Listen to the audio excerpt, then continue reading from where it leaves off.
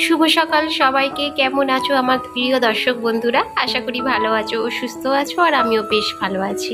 শুভপ্রিয়া ক্রিয়েশনের আর একটা নতুন ব্লগে তোমাদের অনেক অনেক স্বাগত। যে যেখান থেকেই আমার এই ব্লগটা দেখো না কেন, তোমাদের অনেক ভালোবাসা আমার এই ছোট্ট ব্লগে। আই হোপ আজকের ব্লগটা তোমাদের ভালো লাগবে। পুরো ব্লগটা জুড়ে থাকার অনুরোধ রইল। এখন বাজে সকাল 7টা। ব্লগটা এখন থেকে স্টার্ট করে দিলাম তোমাদের সাথে নিয়ে। ঘুম থেকে উঠে সমস্ত কাজকর্ম সেরে 2 কাপ চা বসিয়ে দিয়েছি, আর চা দেখতেই পাচ্ছ হয়ে গেছে। আর সকালে এত কাজ করার পর 1 কাপ চা না খেলে তো এনার্জি আর লাগেই না। আর আমি এই চা খেতে বসলে না বন্ধুরা, মানে প্রায় আধা ঘন্টা কাটিয়ে দিই আমার বরের সঙ্গে গল্প করতে করতে। তারপরে উঠেই কিন্তু আমি ব্রেকফাস্ট রেডি করতে এসেছি। আজকে সকালে রুটি বানাবো, তো তার জন্য দেখো একটু তরকারি বানিয়ে নিচ্ছি। দেখে তো বুঝতেই পারছো এটা কুমড়ো আলুর তরকারি।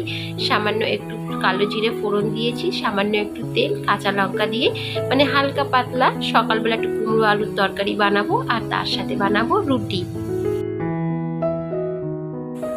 বেশ কিছুদিন হলো সকালবেলার ব্রেকফাস্টে কিন্তু রুটি বানাচ্ছিলাম না। আজকের থেকে কিন্তু রুটিটা আবার স্টার্ট করে দিলাম, কারণ প্রতিদিনই তো চাউমিন এটা সেটা খেয়ে থাকি, তো সকাল সকাল তো এসব খাওয়াটা একদমই ভালো না। তো আজকের থেকে ভেবেই নিয়েছি যে যতই যাই হোক ঘরের খাবারই সকালবেলার জলখাবারে খাবো। তাই দেখো রুটি বানিয়েও নিয়েছি। আর এই দিকে তোমার চলে এসেছি বাথরুমে, কারণ অনেকগুলো কাপড় চোপড় আজকের ভিজিয়েছি, মানে কিছুটা ভিজিয়েছি আবার কিছুটা গরম জলে ভিজাতে হবে। তো যেগুলো সকালবেলা উঠে ভিজিয়েছিলাম সেগুলোই এখন নিয়ে বসে পড়েছি কাচতে। আর বেশ কিছুদিন হলো অসহ্যকর গরমটা যেন বন্ধুরা আবার ফিরে এসছে।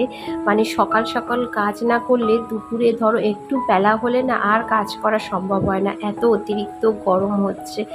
আর কি বলবো, ওপরের ঘর তো এত তাড়াতাড়ি গরম হয়ে যায়। এই যে সকাল এখন বাজে ধরো 9টার মতো, তো এত পরিমাণে গরম হয়ে গেছে যে থাকাই মুশকিল। আর রান্নাঘর তো বলার মতো নয়। তো কি করা যাবে, বর্ষাকালে যদি এই রকম ওয়েদার থাকে তাহলে গ্রীষ্মকালে ভাবতেই পারছো কি অবস্থা হয় ওপরে। আবার এসি না থাকলে তো আরও কষ্ট।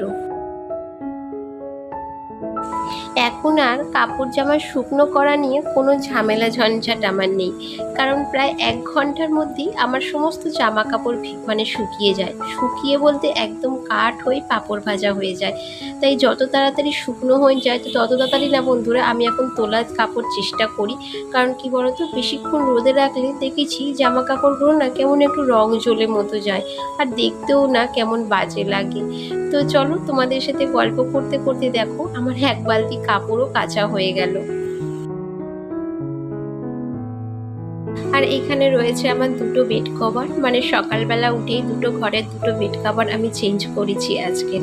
তো এগুলোই দেখো একটু গরম জল করে ভিজিয়ে দিচ্ছি, যাতে তাড়াতাড়ি করে নোংরাটা ছেড়ে যায় আর তাড়াতাড়ি করে কেচে আমি মেলতে পারি। তো আজকে বললাম না সকাল থেকে যে প্রচুর সংসারের কাজ রয়েছে, তার সাথে রয়েছে কাপড় কাচা। তো চলো টুকিটাকি করে সমস্ত কাজকর্মই করতে হবে। মেয়েদের জীবনটাই তো এই রকম, মানে সকাল দিকে ঘুম থেকে ওঠা থেকে শুরু করে রাত্রিরে ঘুমোতে যাওয়ার আগে পর্যন্ত কাজ কাজ আর কাজ। আর দেখো সার্ফের জলটা এতটাই কমে গেছে যে নেক্সট চাদরটা আমার আর কোনো মতেই ডুবছে না। তো চলো যাই হোক করে ওটাকে ভিজিয়ে দিলাম। আর এখন দেখো রুটি করেছিলাম, গ্যাসের কি অবস্থা হয়ে রয়েছে। তো রুটি করলে না এটাই হয় জানো তো, গ্যাস সাইডগুলো এতটা পরিমাণে নোংরা হয়ে যায় যে তারপরে রান্নাঘরে এগুলোকে পরিষ্কার না করা পর্যন্ত আর কোনো কাজ করতে ইচ্ছা করে না। তো এখন কাপড়টা ভিজিয়ে দেখো এগুলোকেও এখন একটু পরিষ্কার করে নিচ্ছি।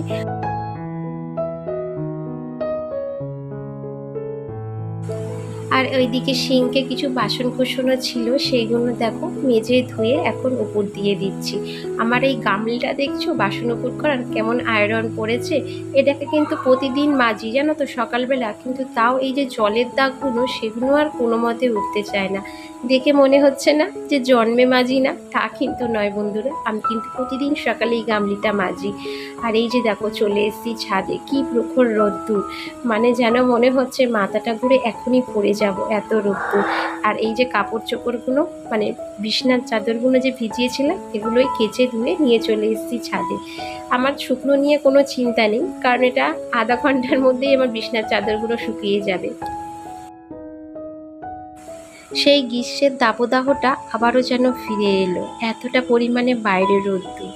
মানে কাপড়গুলো মেলছি ঠিক কথা বন্ধুরা, কিন্তু চোখ মুখ না পুরো একদম যেন অন্ধকার করে যাচ্ছে, এতটা রোদ্দুর লাগছে মাথায়। তো যাই হোক, এক এক করে দেখো সমস্ত কাপড় চোপড়ই আমার মেলা হয়ে গেল। আর এইদিকে চলে এসেছি নিচে ঘর মুছতে, কারণ আজকে না সকালবেলা আমার ঘরটা মোছা হয়নি। আর আজ যেহেতু বৃহস্পতিবার, তো বৃহস্পতিবার তো সকলেই মানে, তাই না বলো? ভেবেছিলাম যে আজকের ঘর মোছাটা গ্যাপ দেবো, কিন্তু তারপর আবার মনে হলো যে না, আজকে তো বৃহস্পতিবার, ঘরটা তো মোছা লাগবেই।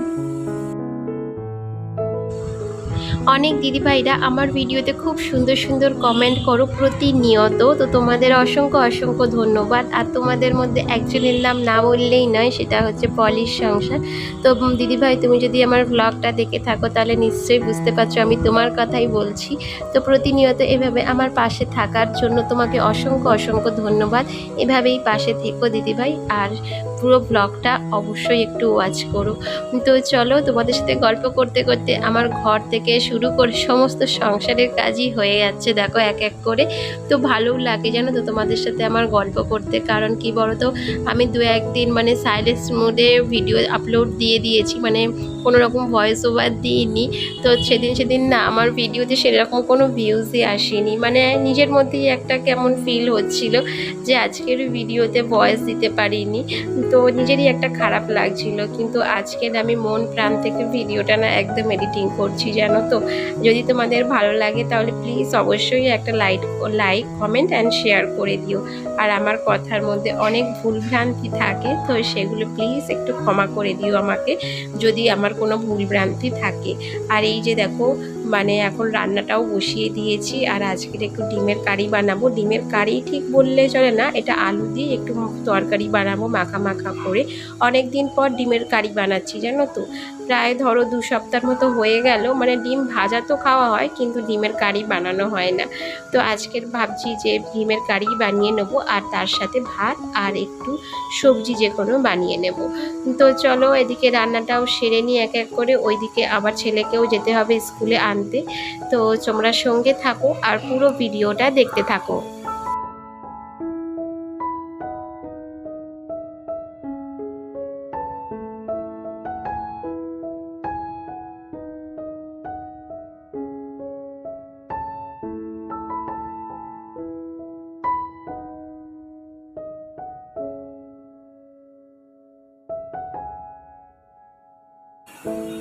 এখন বাজে দুপুর 3টে, ব্লগটা আবার স্টার্ট করলাম। সেই যা রান্না দেখালাম, তারপর থেকে না বন্ধুরা ভিডিওটা যে স্টার্ট করব সেই সময়টা আর হয়ে ওঠেনি।